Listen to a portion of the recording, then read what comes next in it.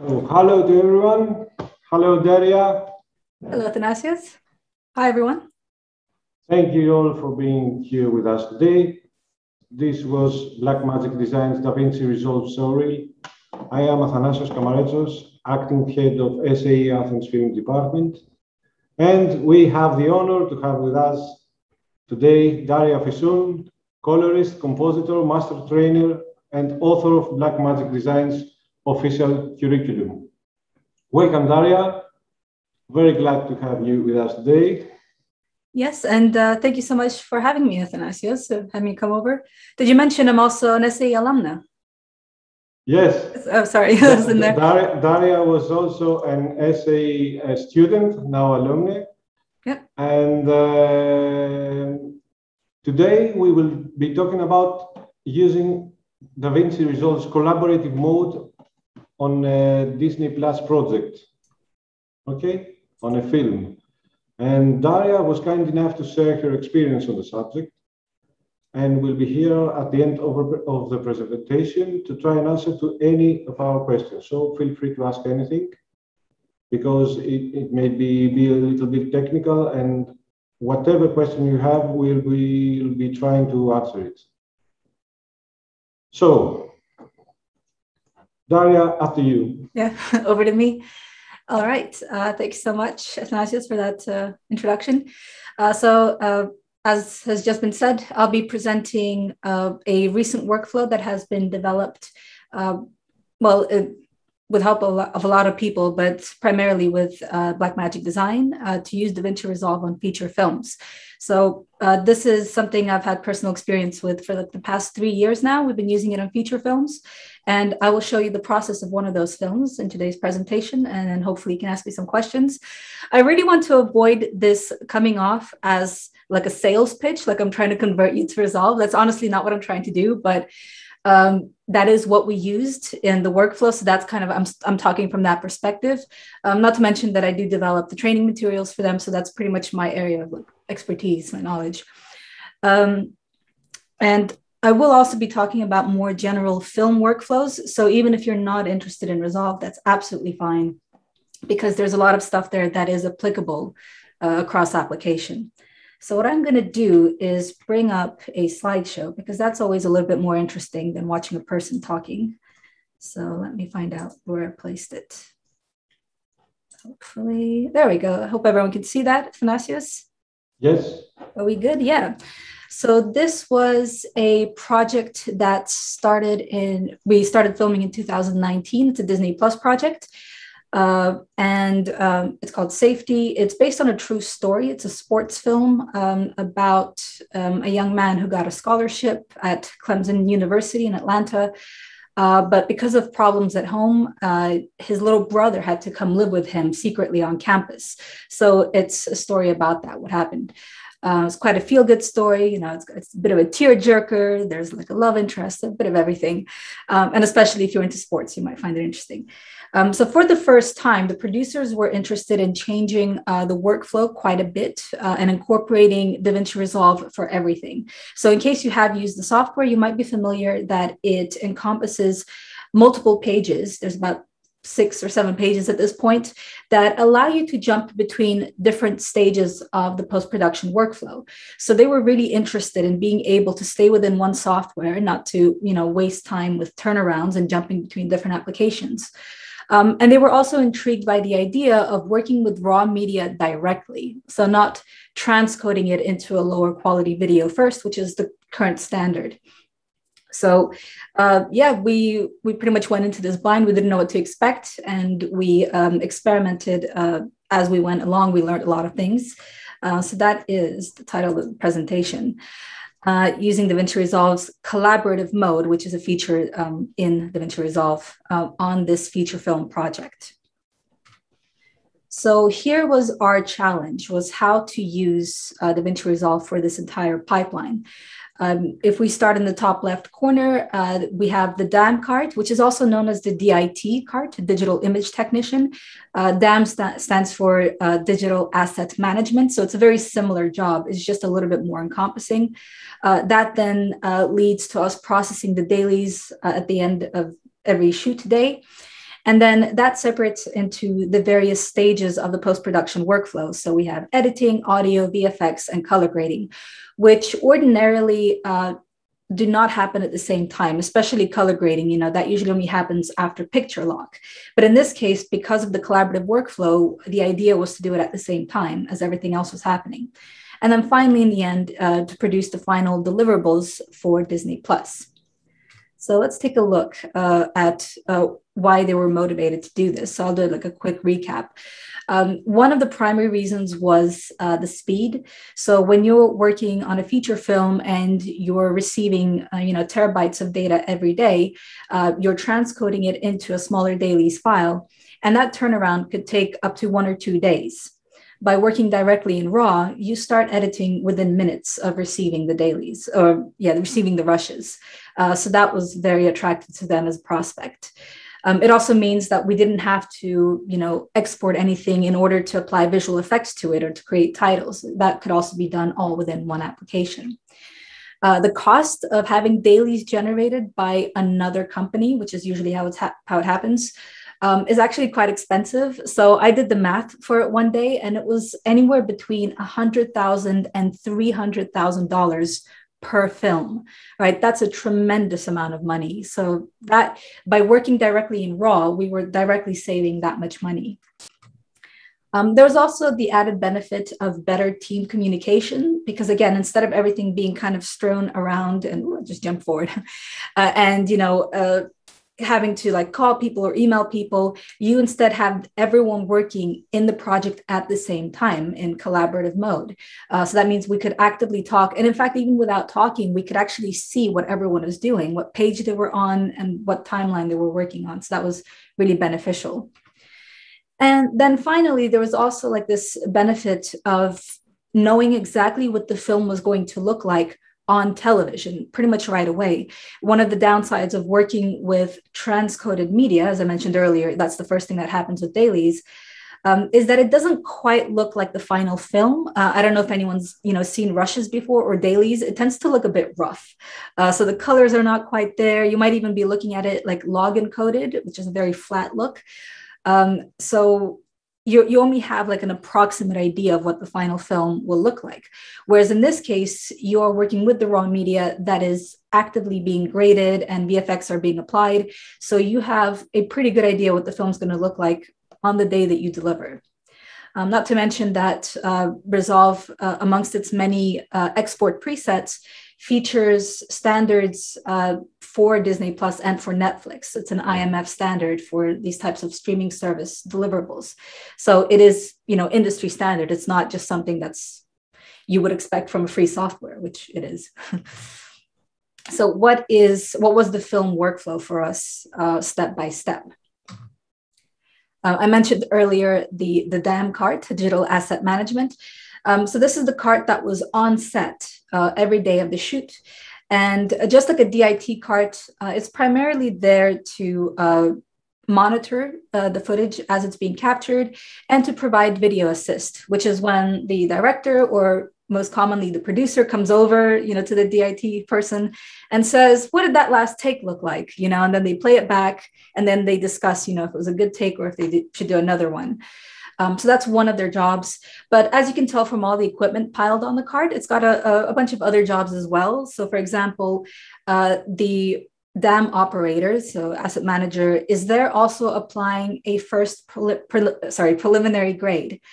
So making the footage look as nice as possible so that the producers are satisfied, when they see the image and they're like, oh yes, that looks beautiful, so print it. And then they're generating a LUT, which is, you can think of it as a color preset, right? So that's something that will be ready for the editor to use as soon as the dailies are received. In their downtime between takes, which there happens to be a lot of, so a lot of sitting around and waiting on set, they will be doing metadata entry, which is just inputting information about all the media that's been captured. Scene number, take number, camera angle, et cetera, et cetera. They might even put in the notes that the script supervisor would have written down, so the director's own notes as they were recording, on set. And then finally, they're also syncing the audio to the external audio device. And then finally, they'll continuously be backing up the media. So splitting it across, multiplying it on multiple drives to make sure that if something was to happen to one of those drives, there's always backups. That's extremely important. So oh, yes. Let me understand something, that there's an operator there that makes a primary color, a LUT, just for seeing the material. Yes. And also synchronizes audio and passes metadata to the material, to the whole material at the same time. Yes, absolutely. Wow. Oh, sorry. No, I say, wow. yeah. So it's one person. But when you take into account, again, once they yell cut, if they're going to do another take from the same angle, then they'll reset within 5 minutes. But if they're moving to a different angle, then it could be 40 minutes, so plenty of time to do all of this. Yeah. Okay. And then at the time, our on-set DAM operator was a guy called Mike Smolin. He was doing all of this inside of a Resolve project. So when he was done, all he had to do was share the project file with us, and we were able to restore everything, that he had created for us. And that then takes us to dailies, which is where I was involved. So I wasn't on set so much. I visited them every now and then, but primarily I was situated in editorial, which is the building where you're processing all the rushes as they're coming in. So even though the edit was being performed on the raw media that was coming directly from the cameras, we were still creating dailies, right? So we were still transcoding and making proxies, not so much for us, but for the producers, the director, executive producers, any interested party who wanted to see the rushes on a day-to-day basis, which of course happens because they need to know how the project is going.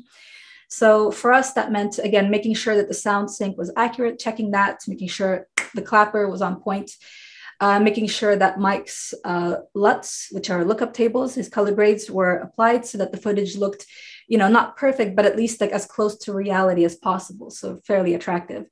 So transcoding it into a format that was acceptable for viewing, usually like on an online like streaming service that's like private to people watching rushes. So it's usually like H.264, like the lightest file. It's like YouTube. And then sometimes we also made proxies for our own use, and that would be on more heavier elements. So for example, there was a lot of multicam shoots throughout the whole film.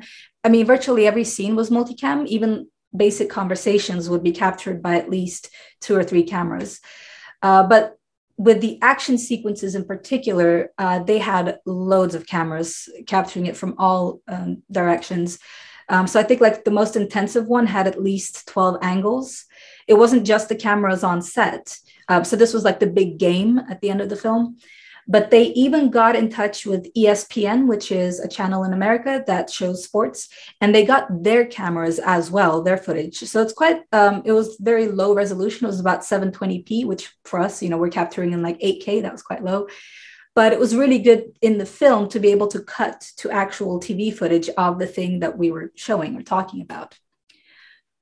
Now, after we've generated these dailies, we then perform additional backups, and we do these onto LTOs.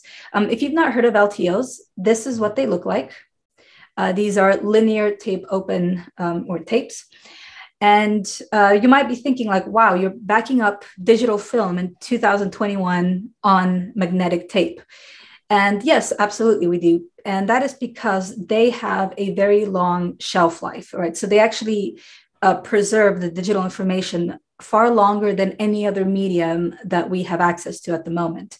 So if you have something like a hard drive, for example, it's pretty good for storage for a certain amount of years, but with active use, you have maybe about 5 years on something like this, 5 to 10. With solid state drives, it's actually kind of funny because I did research recently and I got this figure 10 years, but I used to hear the exact opposite. I used to hear that solid state drives actually had more like 1 year. So I don't know where that falls. But regardless, it's in both of these cases, you have devices that have electric currents running through them. With a hard disk drive, you have a spindle, so you have a moving component, which means that there's a lot of wear and tear. But with magnetic tape, it is just there. Once you write the information on it, it doesn't really do anything. It doesn't require electricity, so you can file it away. And as long as you maintain it relatively well, you don't overheat it, you don't freeze it, then it's going to last you a long time, so up to 30 years at the moment. It also has an extremely large storage capacity. The tapes are maybe about like yay big. I don't have one in front of me, but it's like about 2 palms.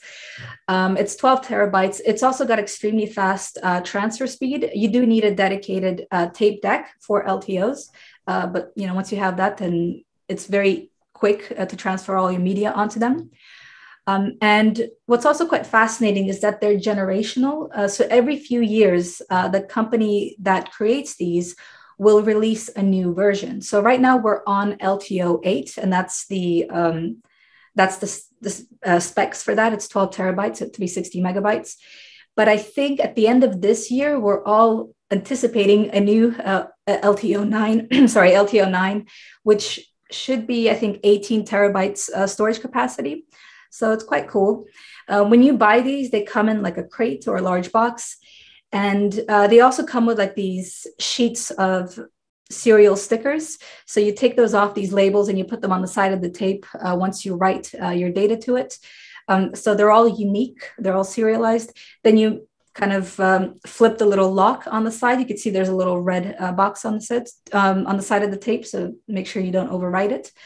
And then you send that off to the storage facility, in this case, Disney's storage facility, and they will file it away in a specialized warehouse that they make for these types of long-term storage devices. And it's really interesting as well, because that's all automated. So they have like little robot arms. If you decide to recall something that you shot 7 years ago, then it will very quickly find it on the right shelf in the right row, and it'll go up and it'll pull out this one tape that you need. And that's in case you ever need to restore the film, or maybe 10 years from now, one of the actors is going to become incredibly famous and they will want to do some sort of show reel showing their old work. So it's nice to have like access to all of this media. Daria, sorry. What is the cost estimating of LTO recorder? That's a really, really good question, because I think like maybe 5 years ago, they cost as much as a hard drive, each tape. So I think they're probably down to about 60 pounds right now, maybe. The tape and the recorder? Oh, the recorder. Oh, that's like a few thousand. Yeah, it's not something you would just casually own. It's not like a VHS. So yeah, this is an investment. Okay. But yeah, I was very precious with the tapes, because in my mind, I'm like, each one of these costs as much as a hard drive. I don't want to just lose these, like a VHS tape, like you can fail that, you could break it and you're like, whatever, it's cheap. Not these. And so in the dailies column, as I was talking through these, it also mentions that when we were backing up to LTO tapes, we were cloning them. And I also wanted to specify what cloning is, because it's a little bit different from copying on a computer. So copying is when, you can right click with your mouse and choose copy and then paste somewhere, or you can use shortcuts, right? Control C, Control V, or on a Mac, it's Command C, Command V. The problem with copying is that it's not 100% exact. There will be some very mild variation of metadata as you do this. So a very obvious example is date created will change, for example, when you copy and paste. And that's not really good enough when you're backing up dailies, because it's, it costs thousands or even hundreds of thousands of dollars to produce this media, on a day-to-day basis. So you want to make sure that there's absolutely no corruption or modification of any kind. So that's why you perform cloning, which is a copy, but it is a bit-by-bit replica. It's completely faithful down to the ones and zeros. And on top of that, when you clone media, you also generate what's known as a checksum report. So it's not a word we use very common. Like I think checksum is I only use with cloning. But what that is, it's a really basic text file, like you can see in the bottom left corner, that will verify that, yes, this file has been 100% reproduced, and in fact, like most checksum reports are even simpler than what you see here. It's just one line saying that, whatever number of bits there were have been replicated completely.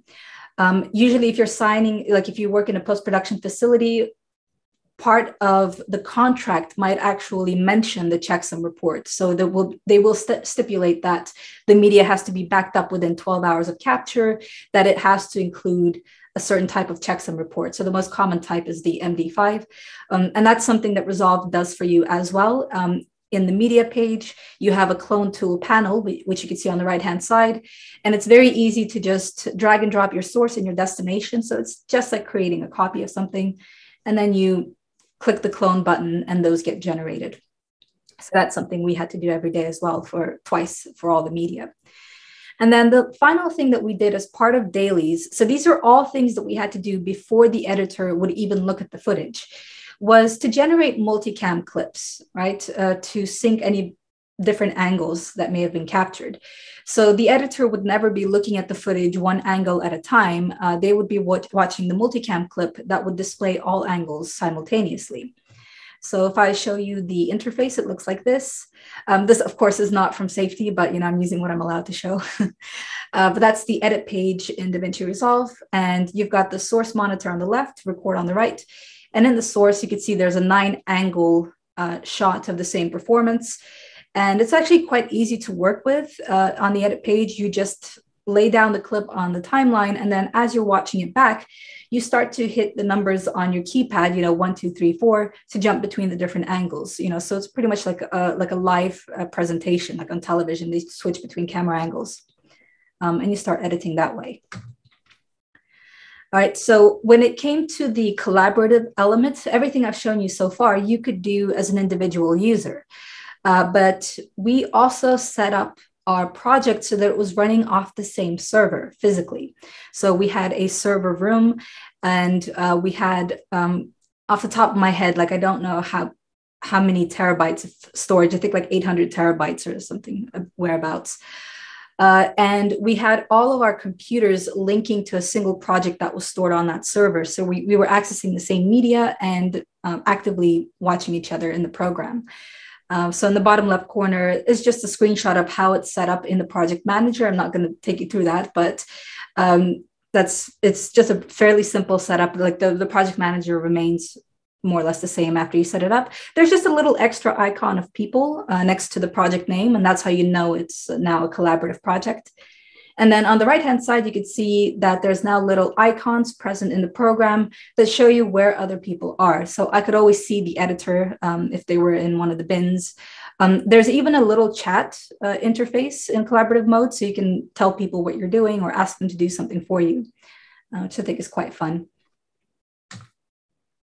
All right, so now that we've prepared everything, the editor was good to start actually putting the film together. The very first thing we would have ready for him is scene stills, which are quite delightful to set up. Every scene in the film would have a representative image. So let me show you an example of what that looks like. So scene number 3, for example, is young Ray meeting his baby brother. We would add some titles in the top left to show the scene number, whether it was interior, exterior, whether it was day or night. And at the bottom, we would have a very brief description of what's happening in the scene. We would then print out all of these scene stills, and the editor would compile them all together into these reels. I say the editor, this was the assistant and me. We would just stick them onto the wall. So every reel represents about 20 minutes of footage, which is what the classic film stock was able to contain. And all of these shots that you see, these are not individual, takes or video clips. These are actual scenes. Some of these would range from 2 minutes to 10 minutes in duration. So this would give the editor a good visual of how the film looked, actually stand there and physically see the edit. But also when it came down to start trimming the length of the film, because our first cut was about 3 hours and 40 minutes. It was it was almost double the length that it had to be. That meant that they could go into this room and actually start taking out scenes or rearranging their order and cutting them down. So we ended up with, I think, 5 reels at the end. But yeah, that was a very neat part of the workflow. It's a little bit more hands-on. Beyond that, we've got your standard editing techniques. So we would build a bin structure or hierarchy. There is not like a rule. There's not a correct way to build your bins. Whatever makes sense to you as the editor is the correct way, as long as it's tidy and as long as other people understand what it serves, what it's meant to do. You don't want to have a messy project. That is a big no-no. There always has to be organization. You can use color coding in DaVinci Resolve, but in this like sample screenshot, I don't have it active. You can also use like smart bins, which is it's kind of a search feature in Resolve to help you find specific clips. And then we also built templates for the editor that had things like leaders. So, the countdown 5, 4, 3, 2, 1 for every reel. And we have like the little blip sounds, so that we could sync the audio and playback. And then the editor could begin the assembly of the rough edit. So that would be the entire scenes based on those real timelines. They would start designing preliminary sound design. So I say because it was more the editor and the assistant editor. I was there as a post-tech engineer, so I was just monitoring everyone and making sure that things were going well. And even at this stage, we started to assemble temporary visual effects, some of which I was doing. For audio, there was never any intention to like complete that in this workflow in DaVinci Resolve, because usually you have a dedicated audio engineer and they will use whatever software they have a preference for. But I believe Fairlight is yes, there is absolutely, yes, there's a dedicated Fairlight page. But ultimately, if you're collaborating with, a professional audio engineer, you will use like pretty much whatever they need. But we did use Fairlight for assembling the temp audio. And the reason why you have to do this is to give the audio engineer and the composer ideas of how the film should sound and feel. So, for example, the first cut of the film used a lot of actual music tracks, that you would find on the radio. So like popular tracks that you would have to pay millions of dollars to use. But it didn't matter because that version of the film never saw, like a live audience. It was just so that we could communicate to the audio composer, this is the feel, this is the tempo that we want. This is the energy, is it positive or negative? So you kind of lay it down enough for them to have a reference. This way, we also built Foley. So, every time there's a lot of like physical altercations in the film. There's people bumping into each other and all that and shoving. So we put those in. And then dialogue sweetening is cleaning up the audio recording of dialogue. So making sure everybody sounds really nice and smooth.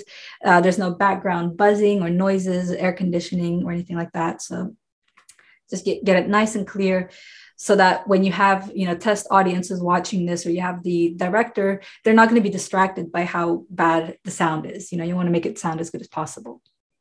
Right. And this is a screenshot of the Fairlight page. So you can see this prioritizes the audio tracks over video. So everything you see here is an audio track.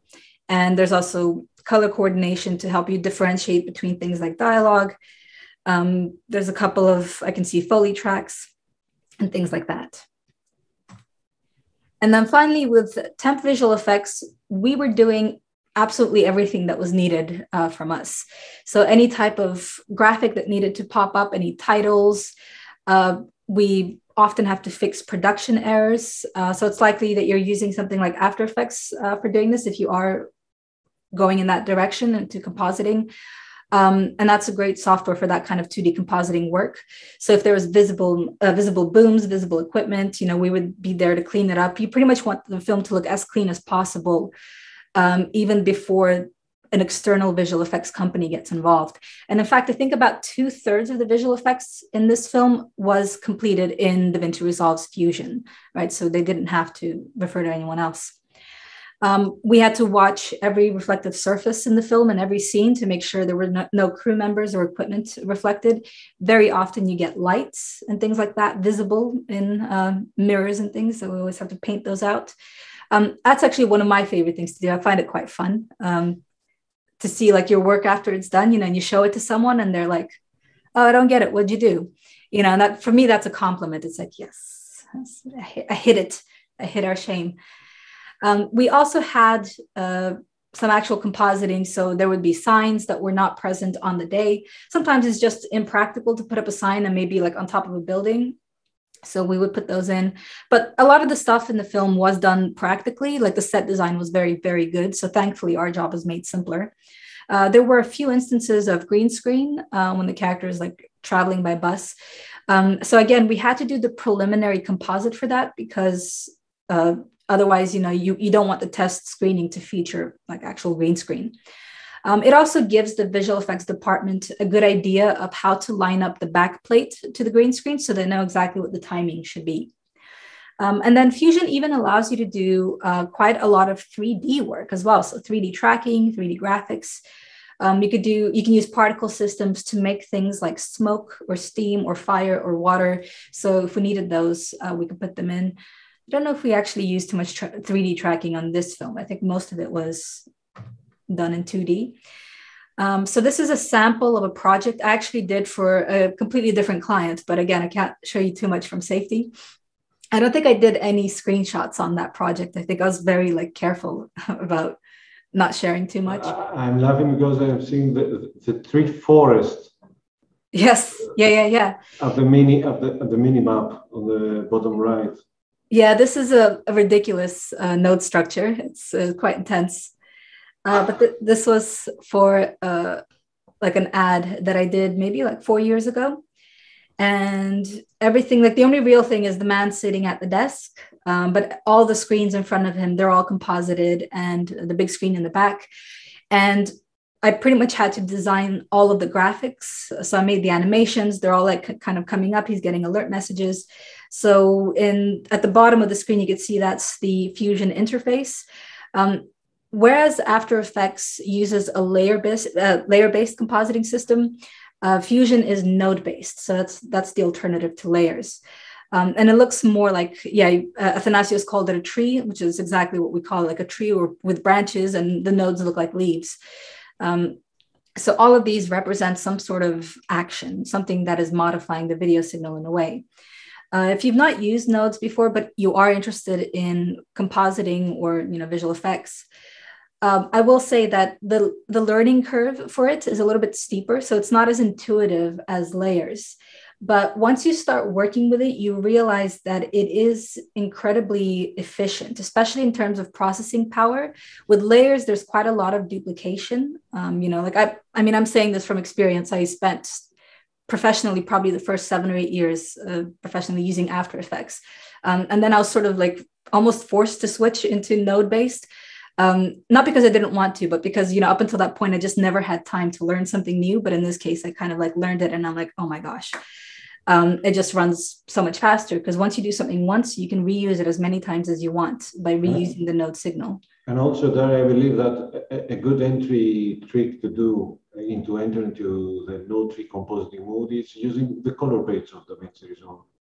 Absolutely. Yeah. I agree. The color page has its own little node editor, and that's how you build grades.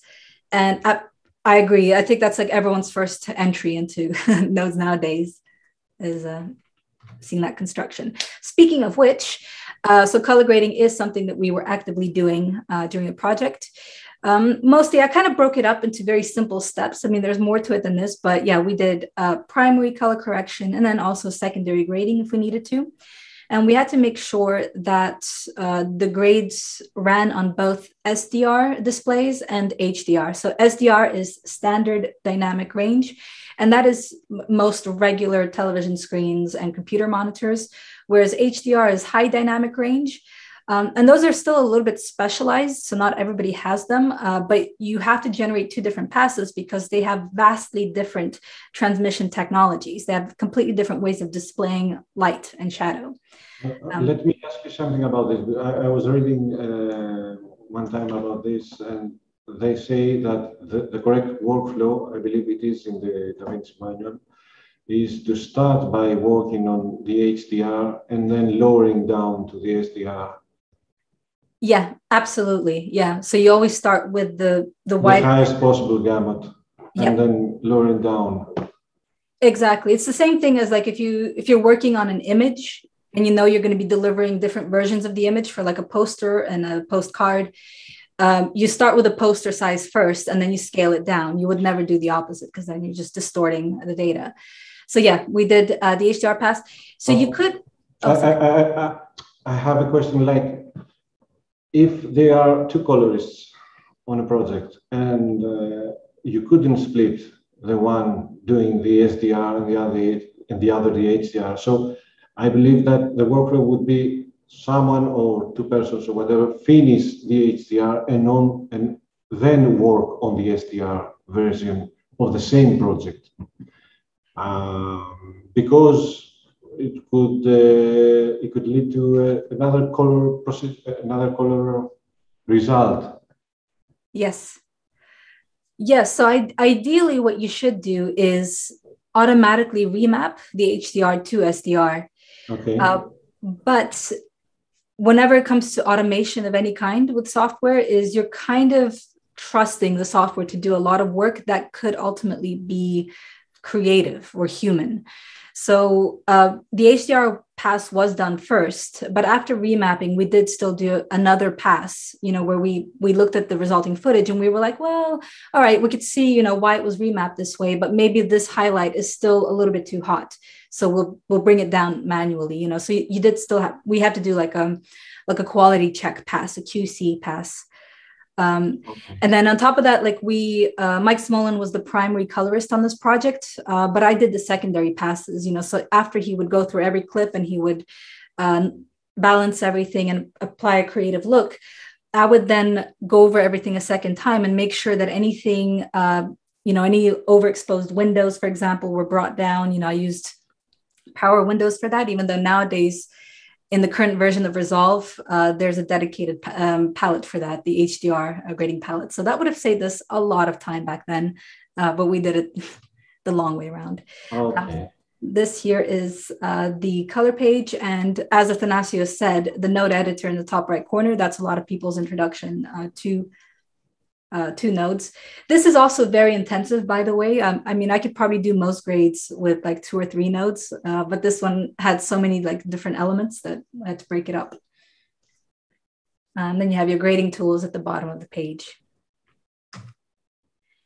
This was my workstation. So this is where I was monitoring what the editors were doing. I was communicating with them using the monitor in the center. So you can see that's the project open. On the left-hand side, I'm monitoring the footage. So I could see that I'm in the media page in this instance. So you can't really see much in terms of the edit or the colors, but that's kind of like the default layout. And then the monitor on the right-hand side is a color monitor. So its only job is to show you a full frame of the footage, and it's extremely accurate. So the colors, are true to what they will look like once they're delivered. And in fact, I just realized I am looking at more or less the same setup right now in front of me. I also have my primary monitor in front of me, and then I have my grading monitor, Flanders Scientific, on the right-hand side. And then this was Mike Smolin's setup. He did the HDR pass. So his is a little bit more intense. He had the advanced color panel, which you could see in front of him with the three what do I call them? Color balls. So he would use those to modify the colors of the different tonal ranges. He had the rings around them that he would use to modify shadows and highlights. And also in front of him, this big monitor, that's the Sony TriCaster 4K. So it's one of the few monitors that you can use for color grading HDR. It's one of the few color monitors for that standard. I just looked up the price. It's like $28,000 or something like that. It's intense. It's also really blocky. So you could see in the back, it just goes on and on. It's not like a flat screen TV. So grading monitors are always very bulky because they use a slightly different setup in the way that they display the image. The grading monitor I have in my suite here, honestly, looks like the cheapest monitor out of all the ones I have. And it is about 5 times more expensive. So that's the funny thing about them. All right, so that takes us to the very end. Once we were ready to start turning around the project, we would, first of all, address certain individual scene needs by sending them to departments like the VFX department, like the audio engineer. And we would have to make sure that there were data burn-ins on the footage, right? So this is information about a particular scene or clip. So this is kind of what they look like. You've probably seen these in the past. As you're watching the video clip, you have all of this data at the top and the bottom, constantly telling you what the clip is in the bottom left corner, which camera roll it came from. In the top right corner, the sound roll. So that's like the batch of audio clips, shoot date, scene take, and of course the time code in the bottom right. And then we'd also have an overlay, to make sure that it didn't get shared around. All of this information is extremely helpful for the people watching back the footage, because if they need to refer to a very specific clip or even a frame in the video, they can pause it and they can see exactly the data that they need to, either send you or ask about. We don't just say stuff like, oh, about 10 seconds in, there's a mistake. Like 10 seconds could refer to like a batch of footage. Did you mean 10 seconds or 10 and a half or 9.5? So you use the time code fully. All right. We would then also start delivering for test screenings. So again, these were very light files, like YouTube style, H.264 QuickTimes. But then we would also do the final deliverables in this much more intense format called IMF, the interoperable master format. And we would have pretty much two versions, one for SDR and HDR. If you've not heard of this format before, the only thing we need to know at this stage is that this is a package format. So it's more like a folder than it is a file. And it is capable of containing multiple media streams. So with most video files, you just have the one video stream and one audio stream. Maybe you can append like multiple subtitle tracks, but that's kind of the limit for most formats. With IMFs, you can actually incorporate multiple video streams or elements, as well as audio and subtitle. And that's really the important thing. Whenever you, watch videos on a streaming service, whether it's Amazon Prime, whether it's Disney Plus, whether it's Netflix, you know that you have the option to switch between languages and subtitles. And this is why. It's because when it's uploaded to their servers, it's in an IMF format. And whatever you've included in that will be accessible by the consumer. This also allows us to include like clean versions of the video, which don't include any recognizable text or titles. So there's a process known as localization, in which you take a video that has, no writing on it. So I don't really have anything with writing on it on my desk, but like I do have some writing here on this drive. In some films nowadays, what they would do is just completely paint this out or not even put a label to begin with.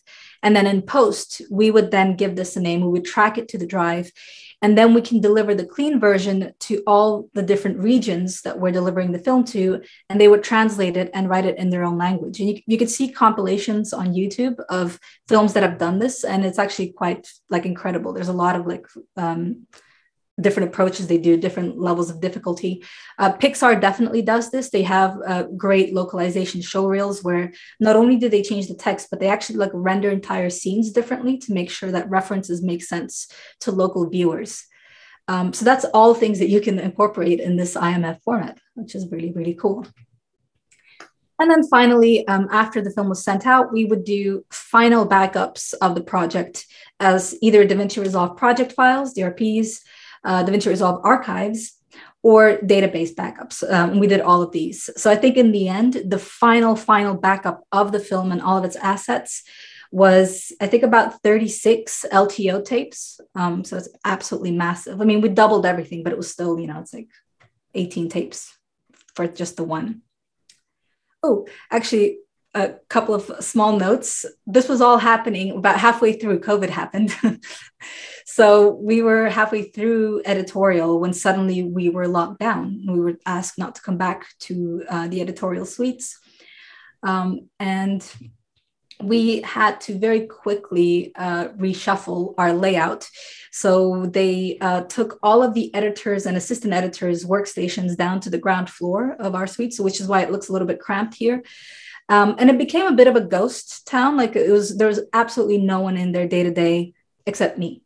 All right, so I would haunt the place. I would watch people linking to these computers remotely, and I could see their mouse moving around and them doing their work. And I was just there to monitor things, make sure that if something broke, I was there to fix it.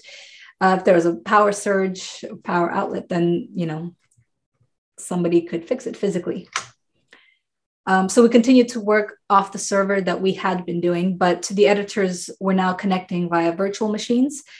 We used a system called Jump, but there's a lot of these available online, these services that allow you to access a much more powerful machine than the one that you might have, that allow you to work on really powerful projects in terms of like media, you know, in terms of capacity.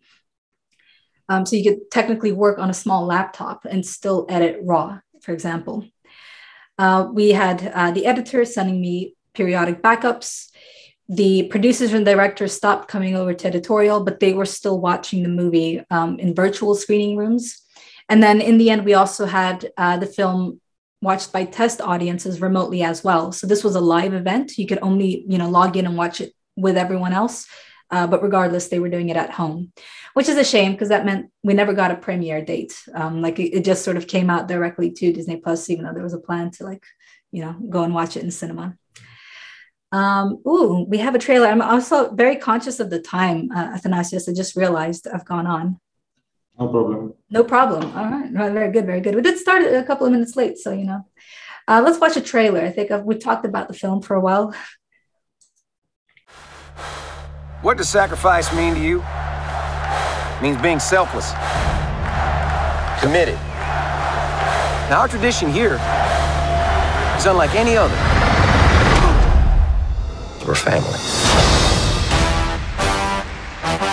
Now, Ray, these scholarships are yearly. You perform on the field, you perform in the classroom, and if you don't, they take that all away. Yes, Coach. You can't be satisfied. There's no guaranteed spot on my team. It's my brother, again. Baymar. He's coming. Ray, earlier this morning, I got her into a 30-day inpatient program. We'll be placing Faymar in foster care. Can't I just have a family member watch me? It's cool. Should be getting back to school anyway. I'll be good. Something in me's awakened. Wait. I'll take him. All the naysayers stayed praying that I wouldn't make I it. had to bring my little brother to live with me on campus. Had to look inside, find the motivation. May we build bridges and break limits. Mom's gone. It's just you and me. Trying to make a better way when the day's finished. You don't have to do this on your own. For the future, we winning if they winning. This is our story. I just want to leave a page in it. Why are you helping me? Everyone's family here. This is where you rise. This is where you shine. My brother and I had it kind of tough growing up. History in the making. Clemson has given me the opportunity to change my life. Come on! My coaches, my teammates. These men are my brothers too. History in the making. You've been waiting for this your whole life. Perfect. Thank you. Thank you very much, Daria.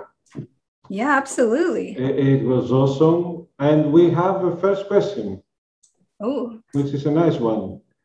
Can we do a great color without the tools that Blackmagic sells? Absolutely. First of all, I have to say that Blackmagic is for free also.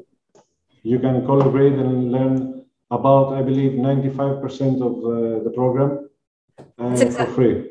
Yeah, you're exactly right. So you do get 90. The only things that you get with the like the paid version of Resolve is pretty much like industry level tools, like having access to 8K and HDR deliverables. There's maybe like a few effects, like open effects missing, but you know, noise reduction is like what made me buy it in the end. I was like, oh, this is great. But maybe they might also be referring to the tools as in the hardware, like the color panel. And the answer is still. Okay, you're right. You're right. But I'm guessing, you know, because the tools, you know, it could be software, it could be hardware. And you absolutely can do a great color grade without the tools. I promise you, because I color graded 2 feature films before I got my first panel. I did this in Final Cut 7, and then I did one in Premiere. And eventually, like I did, I got a panel when I realized that it was my primary mode of income. And then it justified it. And I thought, well, you know, like this, I need this. The only thing the tool gives you access to that, you know, that you can't do without is speed, right? It's your output. It is tremendously faster. In terms of having access to, you know, certain behaviors, being able to impact the image in a certain way or do something special with the colors or the shadows, no. Everything that you do on the panel is the same as what you do in the software, right? There's nothing extra. But when I talk about like speed, I'm talking, you know, 5 times faster, 7 times faster. If I'm working with just my keyboard and mouse, you know, what could take me a week to grade, I can do in a day on a panel, because you're doing multiple things at once. You know, you're adjusting shadow and highlight at the same time. You're building contrast on the fly. You're jumping between clips. Something you do with your mouse a lot is traveling, right? You go from one end of the page to the other. You go from the note editor to the primaries panels. That takes so much time. With a panel, everything is right under your fingers. So that's like the only reason to have one. If you're still learning, I would say don't worry too much. Don't stress about getting one. Same thing with the color monitor, which, you know, we tout as being like specific. Tout as being professional, you know, for deliveries. But unless you're delivering to broadcast or for cinema projection, it's not really going to give you that much advantage. Like a lot of the things, if you're delivering to YouTube and Vimeo, it's perfectly fine to use your computer monitor, I find, especially if it's like a good quality monitor. I'm using a BenQ. I love that brand. So I'd say go for it. You know, don't make anyone feel insufficient. And also asking, is the free version sufficient? Absolutely. Yes. Like I said, noise reduction is the only thing I would miss. Yeah. And I believe one other thing is that it can use only one graphic card, while the paid version can use multiple graphic cards. But this has to do with major productions. The 5% of the missing tools of the paid version is tools that 95% of the time you won't use in any production. Yeah, I believe there are some plugins that it's not that you don't find them inside. They work. You can learn from them, but there's a watermark while using them. The only difference is that it's just a couple of effects, that do that. You could still use Fusion. You could do compositing free. Yeah, you don't need anything extra. Kyle is asking, which free version of Resolve is the best to use? I know there's the studio version. Not sure how many different versions have been released. So that's why I sounded a bit confused when I was reading it, because I'm like, there's just the one free version. Yes. So if you go on the website, you will see, Yes, there's a free version and a paid version, period. Yeah, I think that officially the names are Davinci Resolve, which is the free version, and then Davinci Resolve Studio, which is like the $300 one. And that's it. So free version gets you everything. Also, one other thing that worth mentioning is that there are several Blackmagic products that are sold having as a gift the full version of Davinci Resolve. For example, the Speed Editor, which is a great tool for editing in the new cut page of Davinci, is what I believe is the same as what the panel is for the Colourist. The Speed Editor is for the editor. This thing, exactly. We got one. Yes. With this, along with this comes a master, Davinci Resolve Master Studio, version. Yeah. You get the studio version. The paid version. And it costs the same, I believe, $280, something like that. Yeah, it's like $299.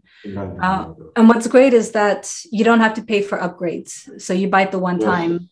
I've had the same dongle since version 12. Yes, that's another major thing, because every other program, or you need to pay a monthly or a yearly subscription, or every time you need to pay something.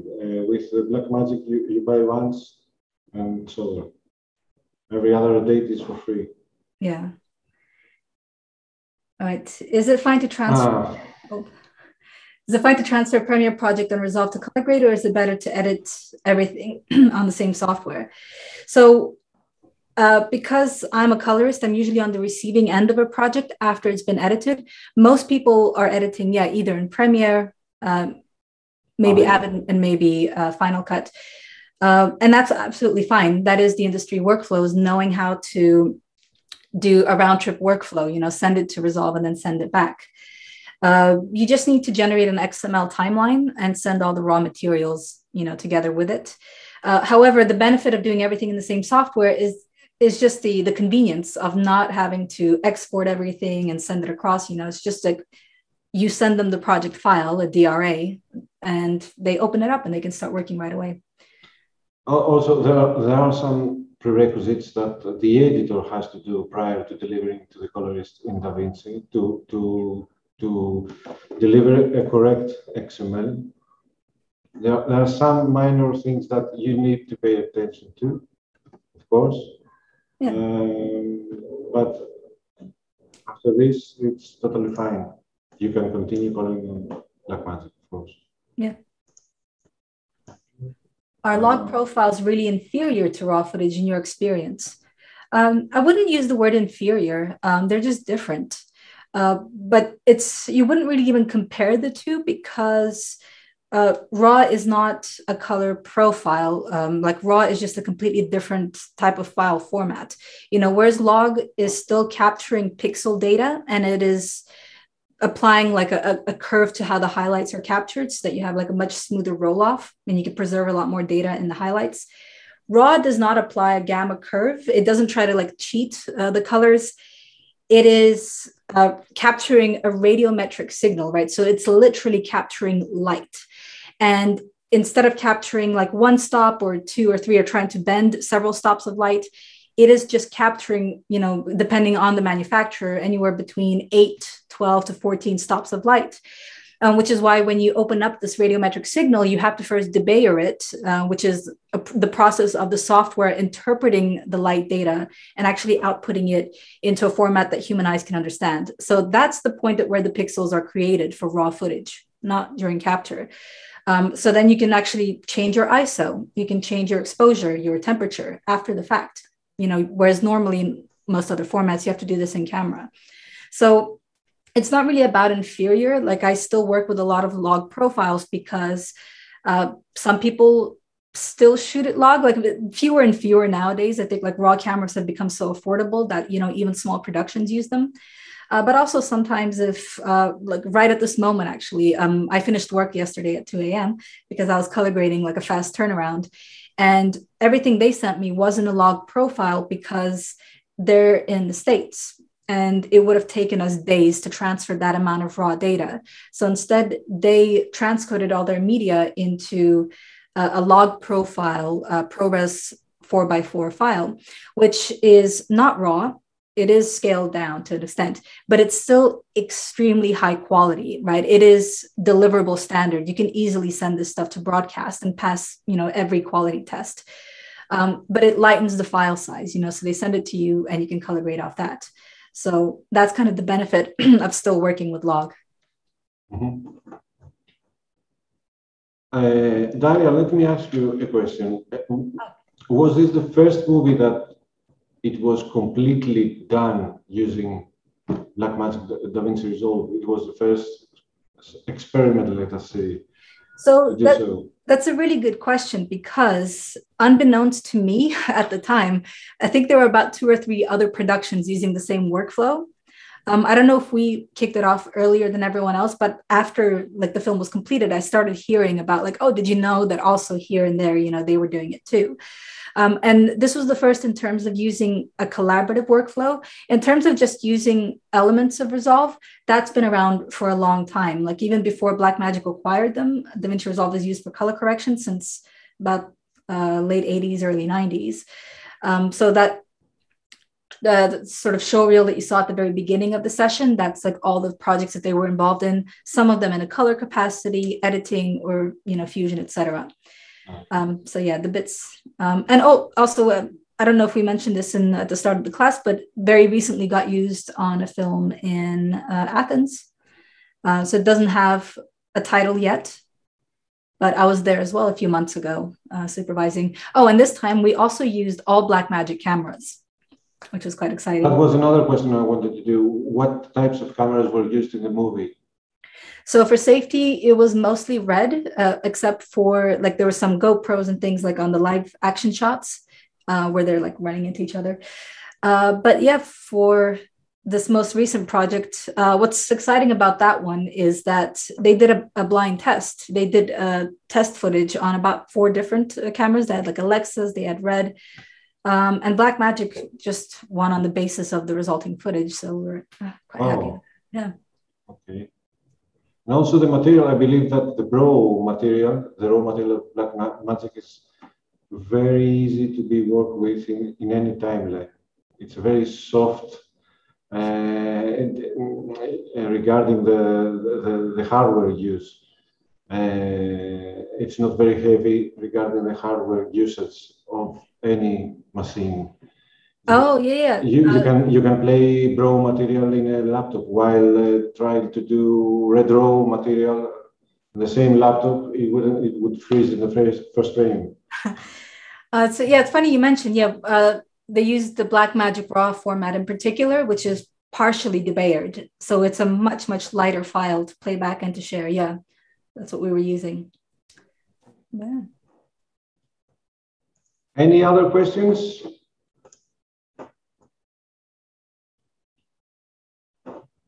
No, so far so good. Okay. Okay, let me ask you something else, which is, I believe, a great debate. It's something irrelevant, but having you here is a great opportunity to hear your opinion on this. Yeah.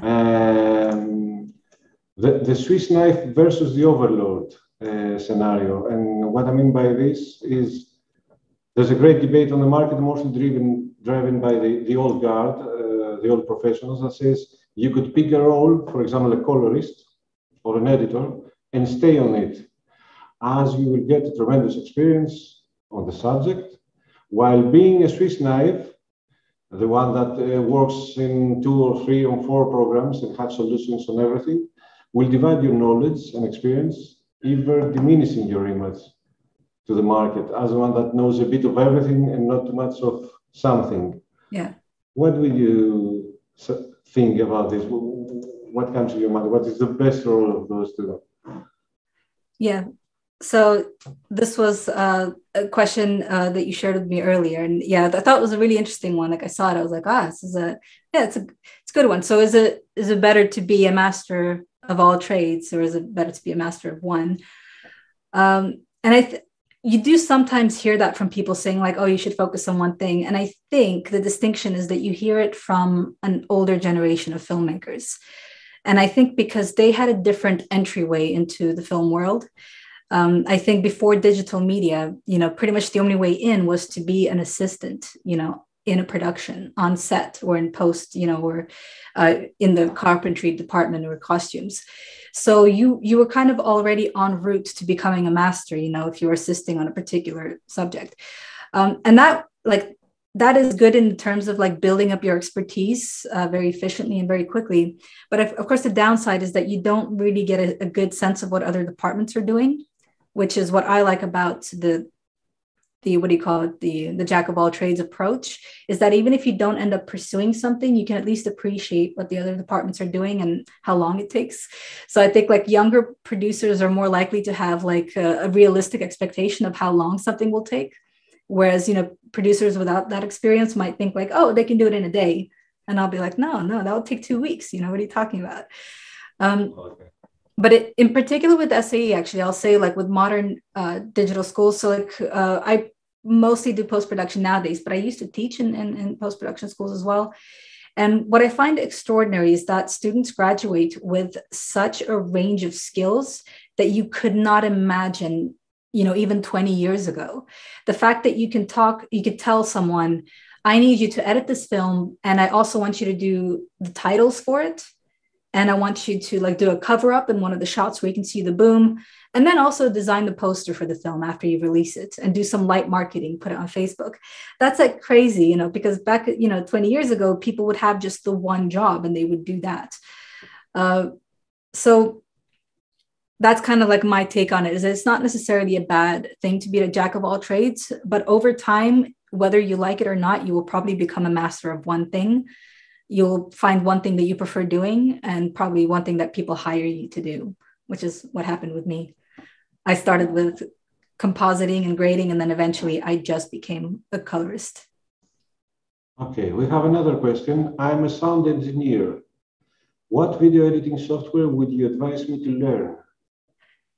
You know what? You're probably thinking like, wow, she's been talking about Resolve for like the last hour. Like, what is she going to say? All those skills are transferable, right? So you can learn any software and you probably can take it anywhere else, you know, and use it just like that. Like I've used every editing software that's currently on the market, pretty much like the big four, I'd say, like, yeah, Avid, Premiere, Final Cut, and Resolve. And it's so easy to jump between them. I would say Premiere and DaVinci Resolve in particular have a lot in common. I think Final Cut has taken like a slightly different route for the interface. And Avid has got like a slightly steeper learning curve because they're maintaining a lot of the same practices they had since like pretty much the 80s. Yeah. I call it the cave program. Yeah. But yeah, there's certain industries where that's still the only thing they use. So it kind of helps to know it. I would say, yeah, Premiere or Resolve are probably the most like accessible. Yes, but for sound, I believe Pro Tools also is another true industry standard, let us say. And any other question, guys? But Christophe, Resolve is free though, so I'll throw that out there. Let's see this Avid for life. I get it. No, I get it. Okay. Avid teaches you discipline, you know? It's not a bad thing. Oh yeah, I always use DaVinci. Super.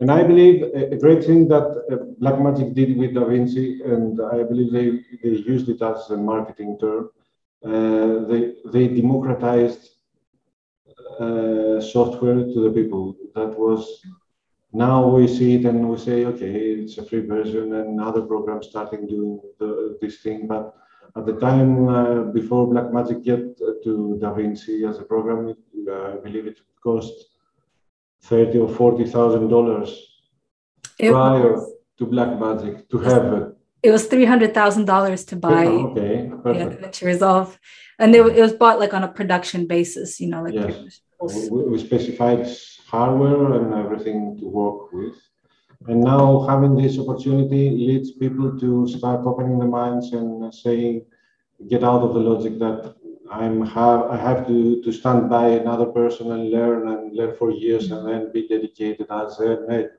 as a colorist, as a whatever. Okay. Damian is asking, when shooting with multiple cameras, is that what you saw?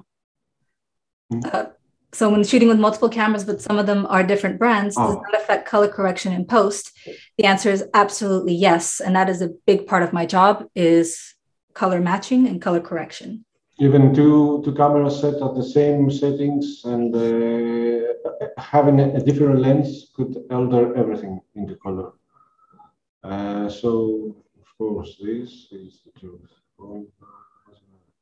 It's really hard for me to get into color grading, even correction, when it comes to DaVinci. Is there any short courses I could take or seminar that can help me out? So, yes, I use this by Darker Channel 24, but I still find it difficult to match my camera profile. Oh, I see. So you've actually got like a monitor calibrator. So this is more of a calibration question than just general color grading. Because I was going to say, like, there's like a fair amount of resources online. So even searching on YouTube, you will find like hour-long videos of doing like an intro course. Also, if you go to DaVinci Resolve's training page, so like the official URL, there's at the top of the page, there's a series of videos in case you want like a quick like overview of every page in the program. But then underneath that, there's also training manuals. So these are all very like practical books. You download the book and then you also download video materials that come with it and project files. And you can launch those. And as you read the book, you can follow along with the exercises and learn pretty much every feature of the software. When it comes to color Color calibration. Now that's like a... Oh, thank you, Athanasius. He's posted the training link. Yes. The good about this is they have the materials, very, very crucial. You work on materials. Yeah.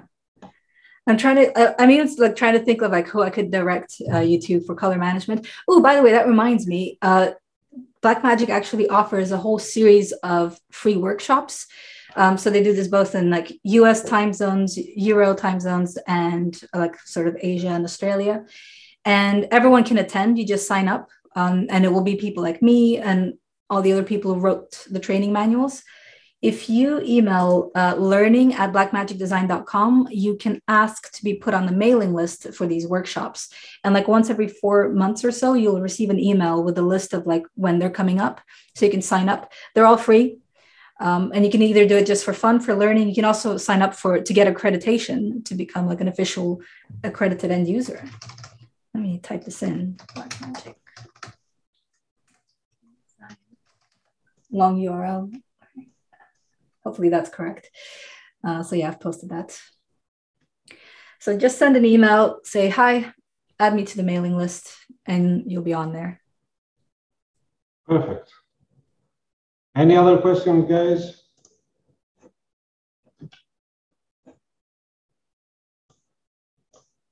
Okay. Oh.